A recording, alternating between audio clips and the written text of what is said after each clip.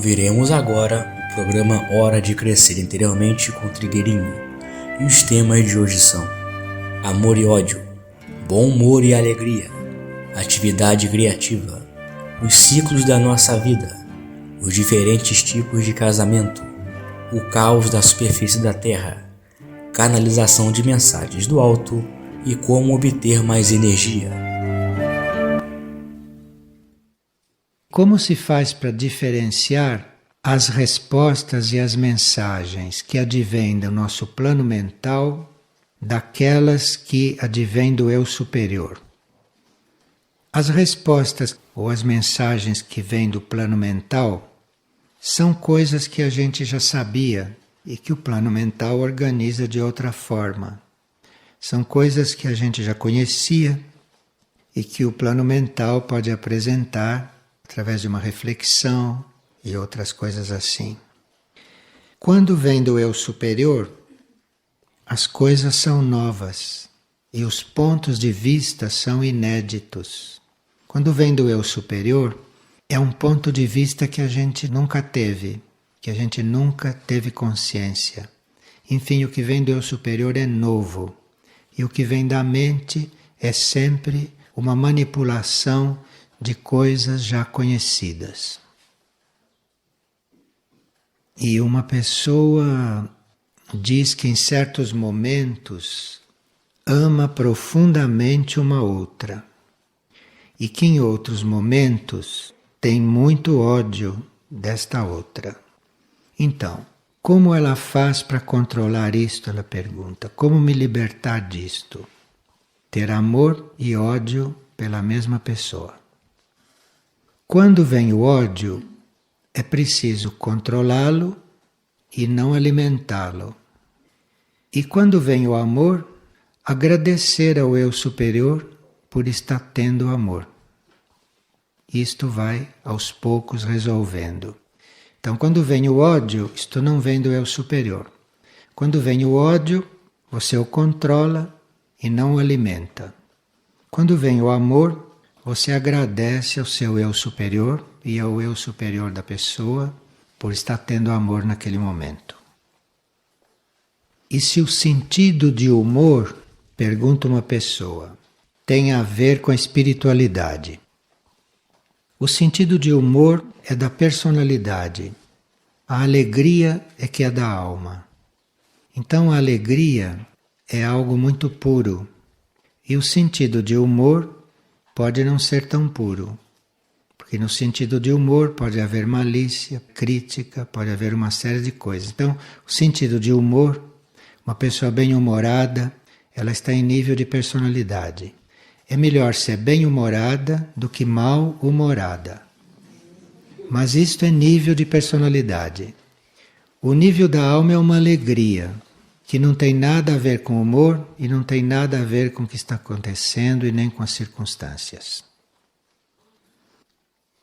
E o que significa atividade criativa? Dedicar-se a uma atividade criativa. Pergunta uma pessoa. Atividade criativa é uma vivência de padrões de conduta que vão se estabelecer na humanidade futura.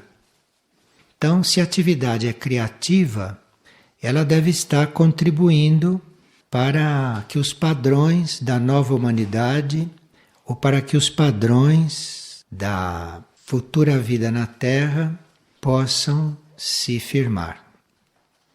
E o indivíduo que tem uma atividade criativa, ele já sabe que ele deve ter um compromisso de desenvolver as suas potencialidades internas. Porque são as nossas potencialidades internas que são criativas, neste sentido que ela está perguntando.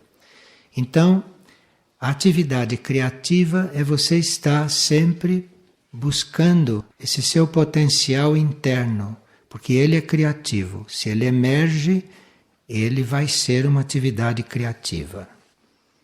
Agora, quem tem esta preocupação e quem tem esta noção é uma pessoa que deve estar se observando sempre, muito cautelosamente, para ver se ele não está emitindo algo antigo, velho, que não faz parte mais do seu potencial desconhecido, e ele está buscando sempre uma inspiração na alma ou na mônada a respeito do que ele deve fazer.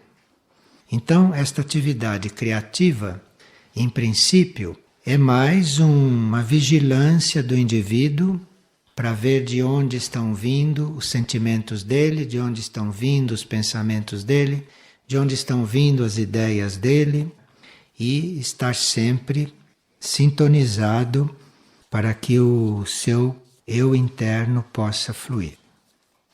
Quando há esta atitude, o eu interno flui. E uma pessoa escutou falar que existem ciclos de 7 anos na nossa vida. Por exemplo, que são muito importantes os 7 anos, os 14, os 21, os 28 e assim por diante. Então, para algumas pessoas, não para todos, para algumas pessoas, os 7 primeiros anos da encarnação são dedicados à formação e à definição do corpo físico. O elemental físico, nestes 7 anos, se define para aquela encarnação. Depois dos 7 aos 14, o elemental emocional também se define, vai se definindo. Então, assim como aos 7 anos o desenvolvimento daquele corpo físico já está definido pela consciência do corpo, aos 14 anos já está definido o tom, o grau emocional do corpo emocional. O elemental emocional já está com isto decidido. Aos 21 já está decidido o nível mental do indivíduo. O corpo mental já está formado, caracterizado. E aos 28 anos já está caracterizado o nível abstrato da mente. Até que ponto a mente pode abstrair, até que ponto a mente pode estar coligada com fatos que não são materiais. Isto aos 28 anos deve estar já formado no indivíduo. E daí em diante, se trata de um aperfeiçoamento, se trata de uma evolução do corpo físico, do corpo emocional, do mental e do mental abstrato.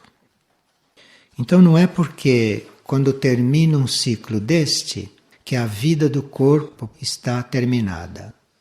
Está terminado um certo aspecto, mas daí começa o aperfeiçoamento do corpo, começam coisas que o corpo pode ainda adquirir na sua maturidade.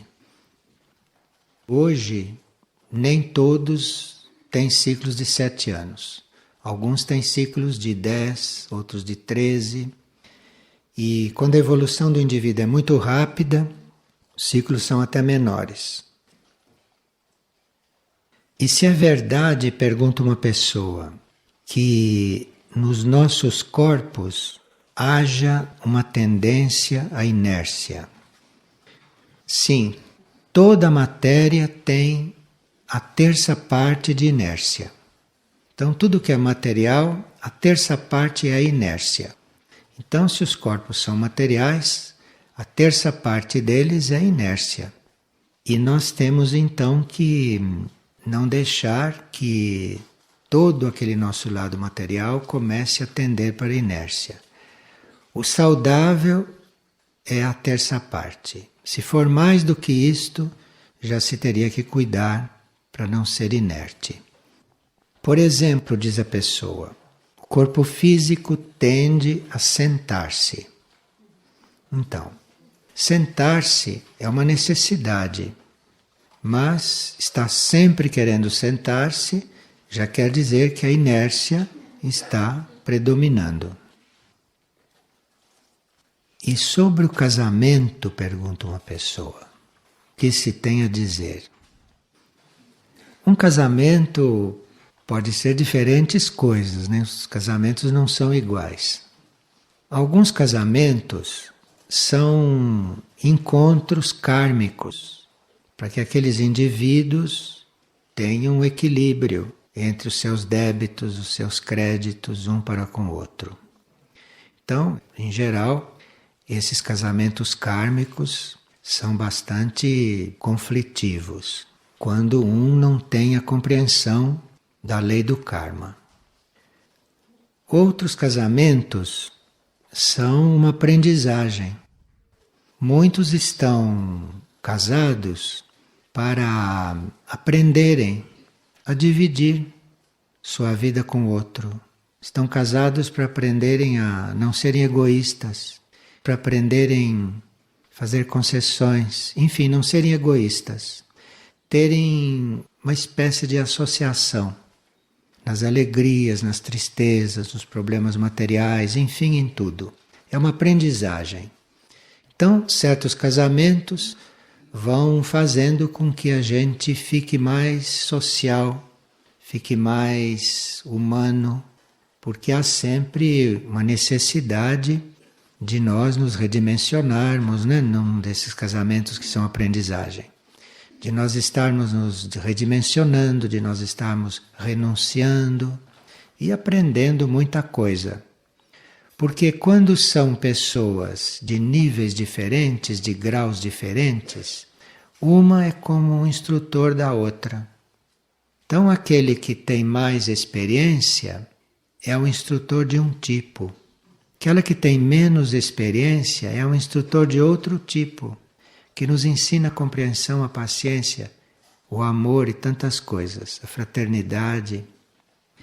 Então esses são os casamentos da aprendizagem. E depois tem aqueles matrimônios que são espirituais, que não têm absolutamente nada a ver com estas coisas. E o matrimônio espiritual é aquele entre duas almas que devem estar juntas para poderem servir melhor. Então, se uma alma tem uma determinada tarefa e ela sozinha pode não estar tão à altura, então ela pode recorrer a uma outra alma que se une a ela para cumprirem aquela tarefa. E às vezes, nesses matrimônios espirituais, uma alma é bem consciente que está ali para ajudar a outra no seu processo espiritual. E às vezes são necessárias as duas unidas para que façam o processo espiritual.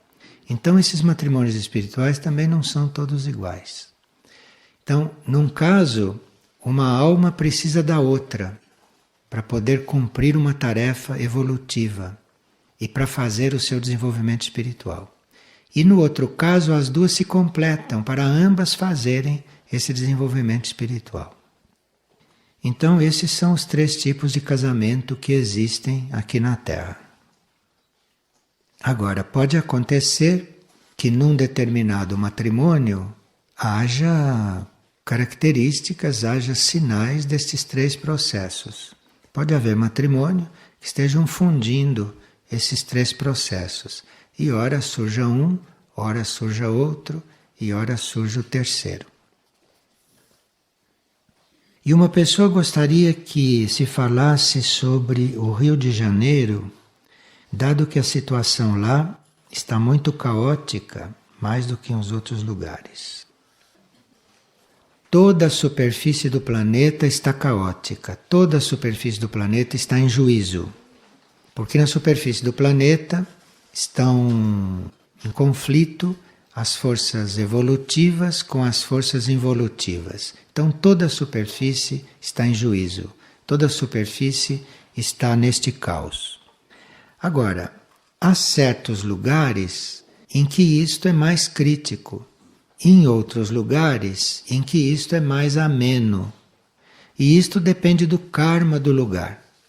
E depende também do karma das pessoas que estão naqueles lugares.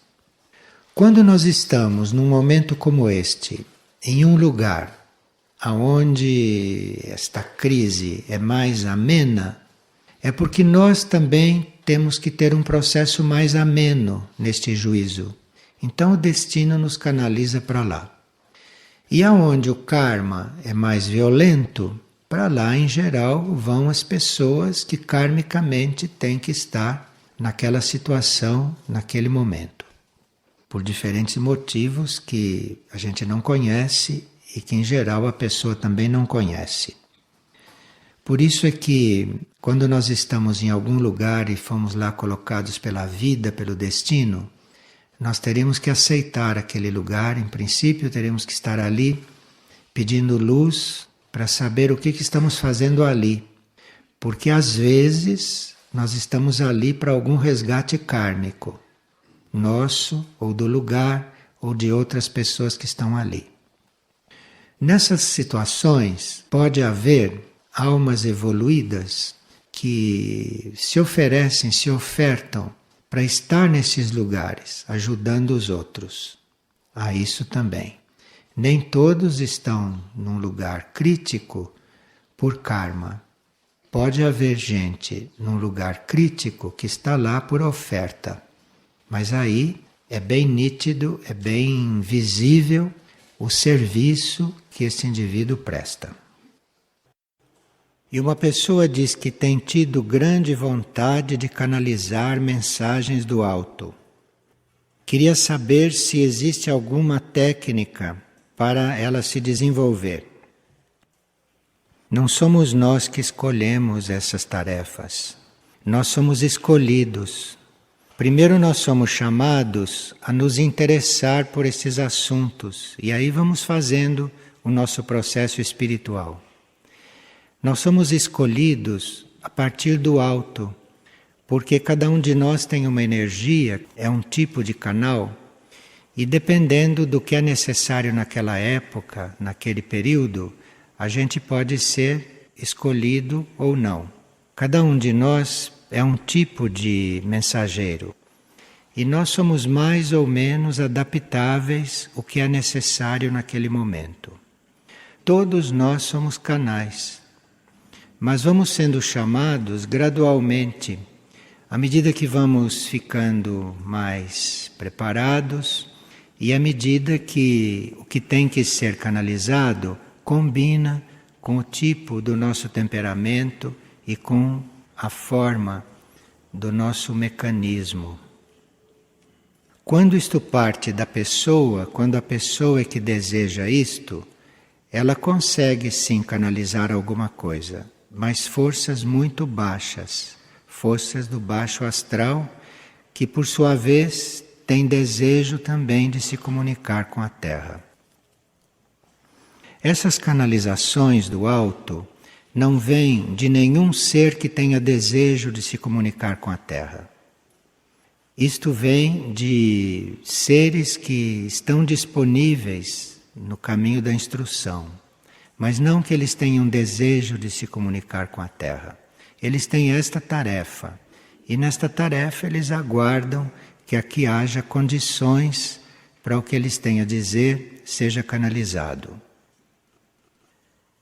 Uma pessoa está perguntando se o que nos sustenta é a energia, nós somos também transformadores dela. E como podemos estimular a energia em nós, no nosso corpo físico, emocional e mental, para que possamos nos servir, nos nutrir desta energia e assim possamos ajudar outras pessoas? É claro que existem muitos processos mecânicos, materiais e outros das pessoas se energizarem. Mas existe uma coisa muito simples, que você não precisa fazer exercício algum, mecânico e nem físico, para ter energia. Se temos uma disposição a encontrar a vontade espiritual em nós, o amor-sabedoria em nós e aquela atividade inteligente em nós, se nós temos esta aspiração, aí nós vamos encontrando a energia. Porque estes 3 raios, a vontade, que é o primeiro, o amor-sabedoria, que é o segundo, e a atividade inteligente, que é o terceiro, esses 3 raios funcionam como um poderoso vórtice de energia aqui na Terra. Então nós não vamos buscar a energia diretamente, porque a energia é muito forte, muito específica em certos momentos, e energia atrai energia. Com o nosso desejo, nós podemos atrair uma maior carga de energia. E isto pode nos fazer ficar não balanceados. Então, o nosso trabalho não é buscar energia. O nosso trabalho é buscar esta forma, esta atividade, este amor e esta vontade que está dentro de nós. Porque dentro de nós, esta energia da vontade, do amor e da atividade está bem concentrada e bem adequada para o nosso uso. Mas aí nós teríamos que estar muito dispostos a ver tudo como uma energia única, que muitos chamam de Deus, não é? Outros chamam do único, outros chamam da mente única, da energia única, ou Deus, como vocês quiserem. Então nós estamos dispostos a irmos nesta direção, desta unidade. Porque isto que nós chamamos de energia não é mais que vida inteligente, que aquilo que criou o universo emanou quando o universo estava sendo criado. Então, atrás da energia, depois da energia, existem muitas coisas. A energia não é o fim.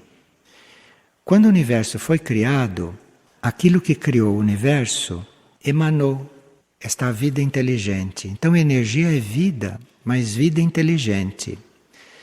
E é uma inteligência suprema, é uma vida infinita. Então, entrar diretamente em contato com isto seria muito arriscado, se fosse possível, porque isto é muito forte para as possibilidades de um ser. Então, é justamente nós estarmos buscando esta coisa única, que está também fora de nós e dentro de nós, e isto tudo é energia, mas está toda baseada no que estamos colocando a nossa vontade, ou no que estamos colocando o nosso amor e o que estamos fazendo da nossa atividade. A partir daqui, nós começamos a ter energia. Começamos a ter a energia adequada para aquele momento. Nós precisamos, para isso, ter um pensamento elevado. Nós não podemos estar pensando coisas vulgares, de vários níveis densos da energia. Mas teríamos que, com o nosso pensamento, ir penetrando planos e níveis que representam esta vida inteligente cada vez mais sutil, ou esta energia cada vez mais sutil. E umas pessoas dizem, mas eu não posso estar me ocupando destas coisas porque eu tenho muitas dificuldades na vida e eu tenho que resolver as minhas dificuldades práticas diretamente.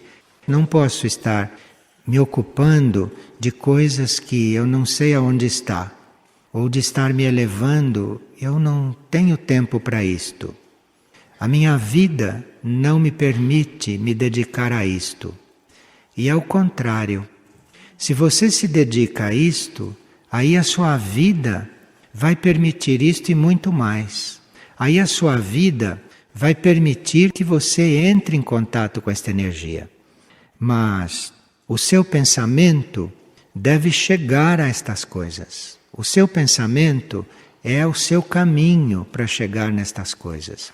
Então, se o seu pensamento está só voltado para os fatos terrestres, você não vai experimentar esta energia que eventualmente você precisaria. O seu pensamento deve estar nos fatos terrestres, mas o seu pensamento deve também estar penetrando todos esses níveis. O seu pensamento deve estar buscando esta energia única. E à medida que o seu pensamento for subindo, for sendo elevado, à medida que o seu pensamento for penetrando esses planos sutis e ardentes, então aí você vai começando a perceber novas formas de energia, outros níveis de energia, e aí a sua vida vai mudando. Aí é que a sua vida vai mudando, porque a energia, ou esta vida inteligente, vai trabalhando a sua vida, vai transformando a sua vida.